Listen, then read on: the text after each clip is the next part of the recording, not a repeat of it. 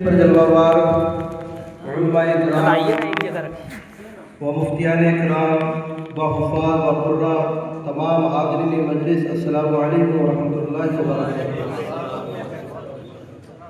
ناظرین اکرام، آئیے کچھ عرض و معروف کرنے سے قبل پیارے آقا مدنی آقا حضور تاجدار مدینہ سرور کائنات فخر موجودات حضرت محمد رسول اللہ صلی اللہ تعالیٰ علیہ وسلم کی بارگاہ بے پناہ میں جھوم جھوم کر درود پاک کی ڈالیاں نچھاور کرے۔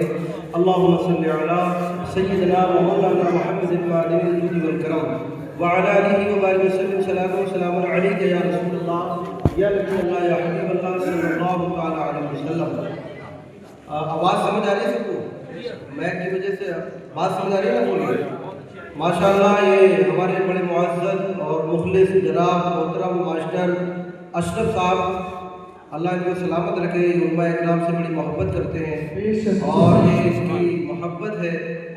اور انشاءاللہ میں چند منٹ کے لیے آپ کے سامنے آیا ہوں، بیان تو انشاءاللہ بعد نماز ظہر آپ حضرت علامہ مولانا مقرر نوجوان مفتی عبدالرؤوف صاحب قبلہ کا بہترین انداز میں آپ سنیں گے، اور اس کے بعد مفتی سید فرید شاہ ان کا بیان سنیں گے آپ۔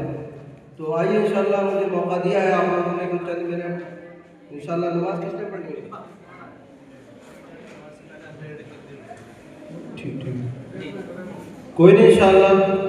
اللہ تبارک و تعالیٰ کا اس بستی پر بڑا فضل اور بڑا احسان ہے، ہم اور آپ جتنا اپنے رب کا شکر ادا کریں کم ہے، کیونکہ اس بستی اور اس محلے کی خوش نصیبی یہ ہے کہ اللہ تعالیٰ نے ایسا فضل فرمایا اور اللہ نے یہ توفیق دی کہ آپ سبھی حضرات نے اپنے تعاون سے مل جل کر اللہ کے گھر کو تعمیر کیا۔ سبحان اللہ۔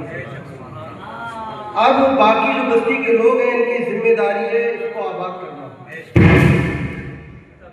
شاعر کہتا ہے یہ ایک سجدہ جسے تو گرا سمجھتا ہے، یہ سجدہ جسے تو گرا سمجھتا ہے، ہزار سجدوں سے دیتا ہے آدمی کو نجات، ہزار سجدوں سے دیتا ہے آدمی کو نجات۔ اور جہاں ذکر حبیب ہوتا ہے، جہاں ذکر حبیب ہوتا ہے، وہاں خود خدا بھی قریب ہوتا ہے۔ ان کی محفل میں بیٹھنے والا، ان کی محفل میں بیٹھنے والا آدمی بھی خوش نصیب ہوتا ہے۔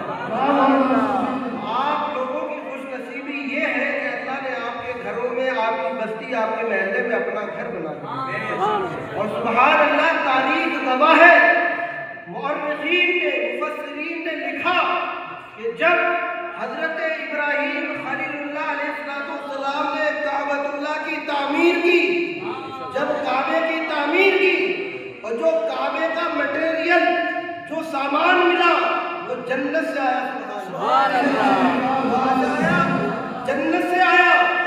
کعبے کی تعمیر کے لیے، کعبے کو جو تعمیر کر کے بنایا، کعبے کی تعمیر تو بہت بار ہوئی، فرشتوں نے کی، ابراہیم نے کی، وہ دیگر اور لوگوں نے کی، مگر ابراہیم علیہ السلام نے جب کعبے کی تعمیر کی اور جو کعبے میں ساز و سامان لگا وہ جنت سے آیا۔ اور جب انہوں نے اپنے مطابق کعبے کی تعمیر کر دی، مکمل ہو گئی، ظاہر سی بات ہے آپ اپنے گھر میں مکان بناؤ، دکان بناؤ، کوئی بھی اپنے کچھ بھی بناؤ تو بعد میں سامان بچ جاتا ہے۔ کیا ہو جاتا ہے؟ بچ جاتا ہے۔ جو جنت سے سامان آیا کعبے کی تعمیر کے لیے، اس میں کچھ ذرات بچ گئے، کچھ سامان بچ گیا۔ اللہ تبارک و تعالیٰ کے کرم سے، اللہ کے فضل سے آب و ہوا نے اس سامان کو، اس ذرات کو، اس جزیات کو اٹھایا۔ اٹھانے کے بعد پوری دنیا کی زمین پر، پوری روئے زمین پر اس بچے ہوئے سامان کو بکھیر دیا۔ الغرض مختصر یہ ہے کہ جہاں جہاں مسجد بن چکی ہے یا قیامت تک بنے گی، آج یا کل آنے والے وقت میں جب بھی جہاں مسجد بنے گی، اس جگہ پر اس کعبے کے بچے ہوئے مٹیریل کے ذرات چل کے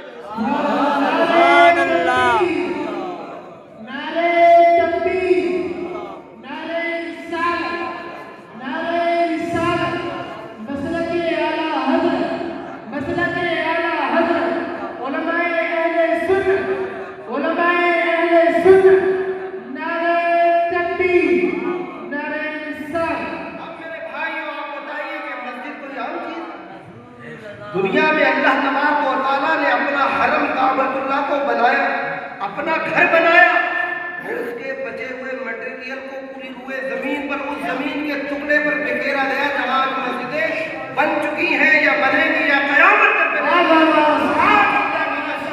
آج مسلمان اتنی غفلت میں ہے، اتنی نادانی میں، اتنی بے شعوری میں اپنی زندگی گزار رہا ہے۔ اگر کہیں محلے میں، علاقے میں دعوتیں آئیں گی، وہاں قدم رکھنے کی جگہ نہ ہوگی، وہاں اتنا رش ہوگا، کھانا کھلانے والا پریشان ہو جائے گا، تمام معاملات کو لے کر آپ کرو، مگر وہی مسجد جو محلے کے اندر بن گئی ہے، انسان نوجوان ہٹا کٹا ہے، اپنے بستروں پر کروٹ بدل رہا ہے، حی علی الصلاۃ، آؤ نماز کی طرف، حی علی الفلاح، کامیابی کی طرف، مگر بندہ مسجد میں جانے کو تیار نہیں، مسجد میں جانے کو تیار نہیں ہے، پھر مسجد کے لیے چندہ دینے کو بھی تیار نہیں۔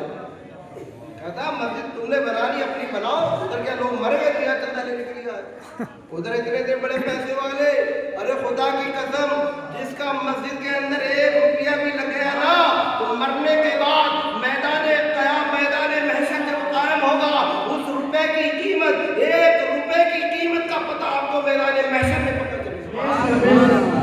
ناظرین اکرام، جب اللہ کے رسول صلی اللہ علیہ وسلم نے مکہ شریف سے ہجرت کر کے مدینے میں آئے، مکہ سے ہجرت کر کے مدینے میں آئے اور آپ کے چاہنے والے جانثار چند لوگ آپ کے ساتھ تشریف لائے، تو مصطفیٰ جان رحمت صلی اللہ علیہ وسلم پر مکان بھی رہنے کے لیے نہیں تھا، مکان بھی رہنے کے لیے نہیں تھا، اور جو آپ کے ساتھی جو آپ پر اپنی جانیں قربان کرتے تھے ان کا بھی رہنے کا ٹھکانہ نہیں تھا۔ ایک صحابی رسول تھے حضرت نعمان، اس وقت حضور صلی اللہ علیہ وسلم کے نکاح میں شاید 1 یا 2 اہلیہ تھیں، ان کا ایک مکان حضرت نعمان نے اپنا مکان دیا، پھر ایک اور ازواج بڑی کو اور ایک مکان بنایا، اور جب مسجد نبوی شریف جو آج مسجد رسول ہے، جس کے اندر ایک وقت کی نماز پڑھنا 50,000 نمازوں کے برابر،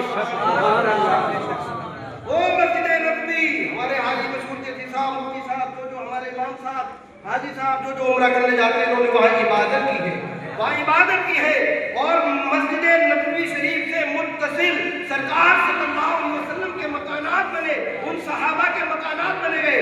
قسم خدا کی مدینے کی سرزمین ہے، وہ لوگ جو مکہ سے ہجرت کر کے مدینے میں تشریف لائے، ایک تو اپنے آبا و اجداد کا غم، ایک اپنے وطن کو چھوڑنے کا غم اور اپنے رشتہ داروں کو چھوڑنے کا غم، ادھر آئے میرے نبی صلی اللہ علیہ وسلم نے جو مدینے کے مہاجرین تھے، جو مدینے کے انصاری تھے، انہوں نے ان صحابہ اکرام کی اتنی خدمت کی، سرکار صلی اللہ علیہ وسلم کی اتنی مہمان نوازی کی کہ انہیں اپنے پیچھے کا جو غم اور دکھ تھا وہ سب بھول جاتے تھے۔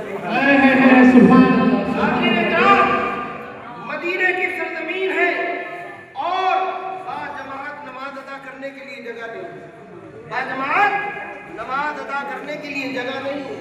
میرے سرکار صلی اللہ علیہ وسلم نے حکم فرمایا یہاں ایک مسجد تعمیر کرو، ایک جگہ سرکار صلی اللہ علیہ وسلم نے پسند فرمائی جہاں آج مسجد نبوی شریف ہے، تقریباً 60 یا 54 گز چوڑی یا لمبی غالباً ایسے بنائی، اور جب اس کو جگہ کو طے کیا، مقرر کیا، وہاں مشرکین کی قبریں بھی بنی تھی، کچھ کھنڈرات پرانے تھے۔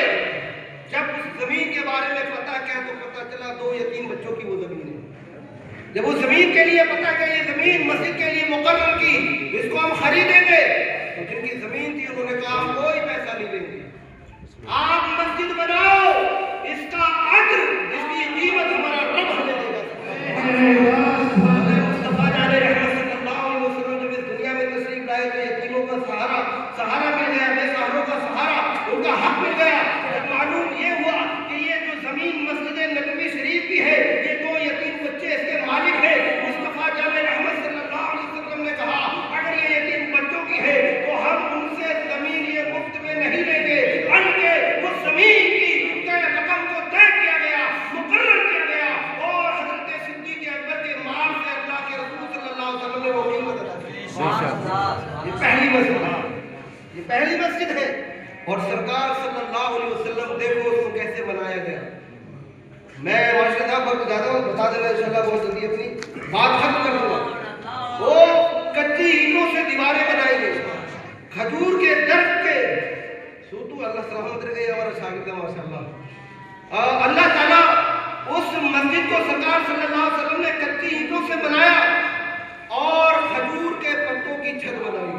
جذبہ دیکھو جذبہ.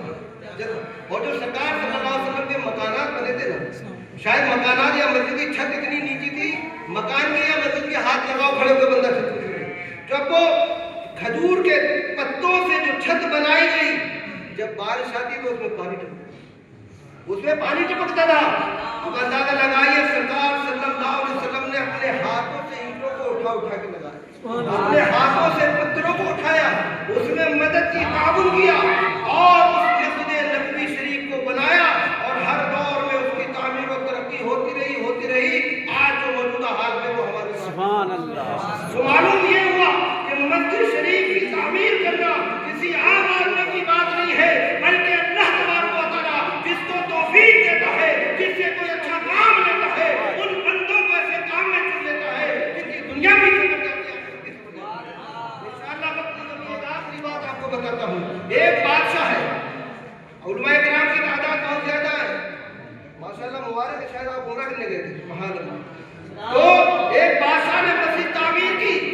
وہاں ایک لکڑہارا بڑا غریب آدمی رہتا تھا.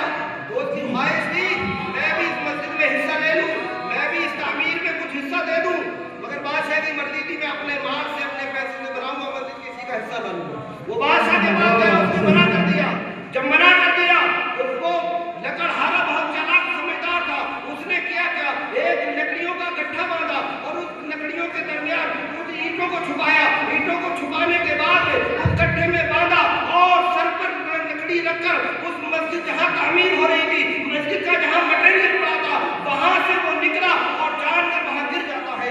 اپنا جو گٹھا لکڑی کا سر پر رکھا ہوا گر جاتا ہے. گرنے کے بعد پھر اس کو ہلاتا ہے, ہلانے کے بعد ان اینٹوں میں اپنی اینٹیں چھوڑ دیتا ہے اور اپنی رسی باندھ کر لکڑی لے جاتا ہے. خدا کی قسم ابھی مسجد تعمیر ہو رہی ہے. بادشاہ نے خواب میں دیکھا, کیا دیکھتا ہے کہ جنت کے اندر ایک محل بنا ہوا ہے, بڑا خوبصورت محل بنا ہوا ہے, اس پر بادشاہ کا نام لکھا ہوا ہے. اور اس محل کے برابر میں ایک محل اور بنا ہوا ہے, اس پر لکڑہارے کا نام ہے. الغرض یہ ہے, بادشاہ نے پوچھا اے فرشتوں بتاؤ یہ مسجد میں یہ میرا محل کیوں بنا ہے؟ انہوں نے کہا تو نے دنیا میں اللہ کا گھر بنایا, اللہ نے تیرا محل جنت میں بنا دیا. کہا یہ برابر میں کس کا ہے؟ کہا یہ لکڑہارے کا ہے. لکڑہارے نے تو کوئی مسجد نہیں بنائی ہے, لکڑہارے کا تو کوئی پیسہ نہیں لگا ہے, تو اس کا محل کیسے ہے؟ بادشاہ نے کہا اے نادان تجھے پتہ نہیں ہے, جو مسجد تجھے اپنے پیسے سے تعمیر کی اسی مسجد کی دیواروں میں چند اینٹیں لکڑہارے کی بھی لگی ہے, اس لیے اللہ نے اس کو بھی عالیشان محل بنایا.